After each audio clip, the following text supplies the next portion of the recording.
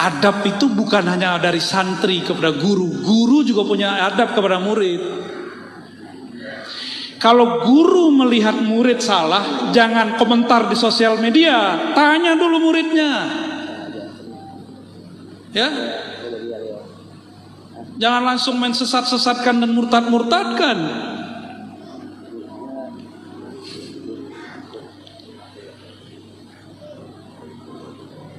Kejadian Pak sekarang.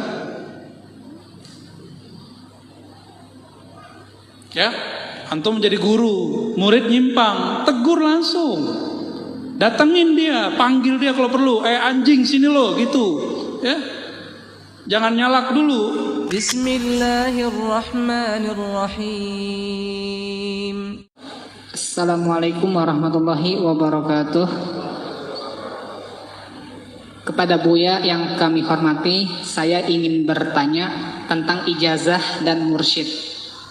Kalau kita punya guru dalam ijazah hadis, bagaimana sikap yang sepantasnya untuk menghormati jasa beliau yang sudah kasih ijazah ke kita? Selanjutnya tentang mursyid. Bagaimana sikap kita sebagai murid jika mursyid kita melakukan penyimpangan dalam syariat? Apakah mursyid tersebut masih pantas diikuti? Sekian Buya, assalamualaikum warahmatullahi wabarakatuh. Saya mulai dari yang kedua. Mursyid melanggar syariat, yang nilai siapa? Murid. Berarti muridnya lebih pintar dari mursyidnya dong. Itu pertanyaan ente nekat, itu ente nanya. Mursyid hakiki ya, mursyid yang wali mungkin gak melanggar syariat. Nabi Khidir waktu bunuh anak kecil itu melanggar syariat. Jelas loh syariat Nabi Musa. Gimana? Zahirnya nih melanggar syariat. Syariat ikut hakikat atau hakikat ikut syariat? Ini ujian nih. Ayo, lolos kan nih antum nih malam ini nih.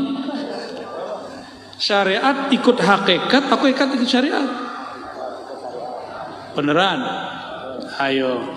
Ketika Nabi Khidir bunuh anak kecil, ingkar siapa? Nabi Musa. Yang punya syariat kalau bunuh dibunuh, kisos namanya.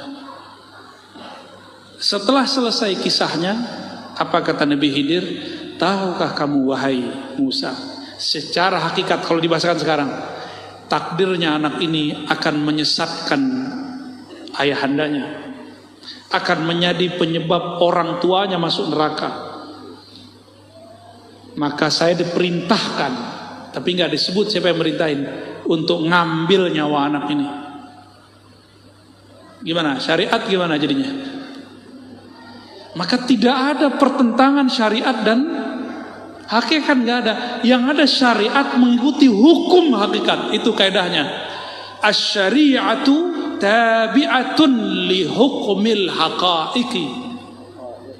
Tuh kaidahnya. Syariat itu tunduk kepada hukum hakikat, bukan bertentangan. Nggak ada pertentangan. Bertentangan bagi orang jahil. Itu kalau gurunya wali. Bedakan melanggar syariat dengan berdosa. Kalau mursyid bisa berdosa nggak? Di depan antum ini dapat ijazah mursyid loh. Dan saya pendosa. Saya pendosa. Mata saya berdosa, telinga saya berdosa. Saya dapat ijazah kemursidan lebih dari 7 tarekat. Dan orangnya separuh sudah wafat, separuh masih hidup. Alhamdulillah Rabbil Alamin. Ini bukan pamer, tapi tahadus binima, karena antum nanya. Karena itu pertanyaannya mancing. Saya punya sanad gak itu? Ente mau nanya kan? Cuma gak enak nanya kan? Buya punya ijazah dari mana gitu ya. Tadi saya sudah jawab di kajian Masjid Al-Hidayah, Poris. Silakan diputar ulang. Putar ulang ya. Dan saya nggak ngerasa apa-apa tuh jadi mursyid. Dan saya udah taruh ijazahnya. Makanya sekarang saya katakan thariqat saya ngaji. Tidak terima baiat. Gak terima bayat. Yang ada cuma talqin zikir. Talqin zikir ada di kalangan ahli hadis, ada di kalangan ahli thariqah. Dan saya gabung dua-duanya. Apa ahli hadis ketika meriwayatkan hadis talqin harus jadi mursyid? Kan enggak. Kalau di thariqah wajib jadi mursyid dulu baru meriwayatkan talqin. Itu beda tuh. Makanya rasa ahli hadis meriwayatkan talqin itu beda dengan rasa ahli thariqat meriwayatkan talqin. Itulah yang membuat Abah Anom itu menjadi dahsyat zikirnya. Padahal yang ngajar cuma la ilaha Allah, Allah, Allah itu aja dari dulu. Pasti ada murid Abah Anom nih, kecium di wajahnya ya. Kalau di Magelang saya ketemu Mbah Yai Halwani, ya, saya ketemu 2 kali di sana dan terakhir kita sowan ke tempat beliau. Tawadu sekali.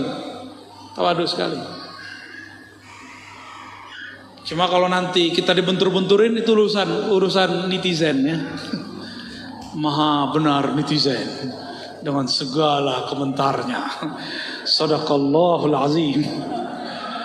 Bagaimana adab kita kepada guru yang mengijazahkan kita? Adab itu bukan hanya dari santri kepada guru. Guru juga punya adab kepada murid. Kalau guru melihat murid salah, jangan komentar di sosial media, tanya dulu muridnya. Ya. Jangan langsung main sesat-sesatkan dan murtad-murtadkan.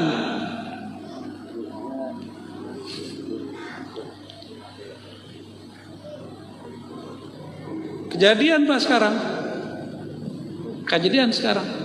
Ahli hadis itu yang saya tahu kalau dapat kabar tanya langsung ke orangnya. Itu Imam Syu'bah. Imam Syu'bah dapat 1 hadis. Orang yang berwudu terus baca doa masuk surga dari 8 bab. Bebas. Maka dikejarlah hadis ini dari siapa aja. Hasilnya orangnya masih hidup 2-3 orang rawi.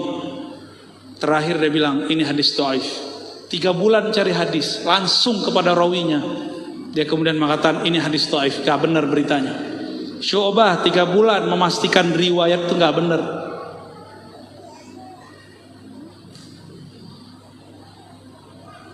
Ya, antum menjadi guru, murid nyimpang, tegur langsung. Datengin dia, panggil dia kalau perlu. Anjing sini lo, gitu. Ya, jangan nyalak dulu. Ini kejadian nih, nanti akan tambah banyak. Jadi yang beradab itu bukan hanya santri kepada guru. Guru juga harus beradab dengan keguruannya.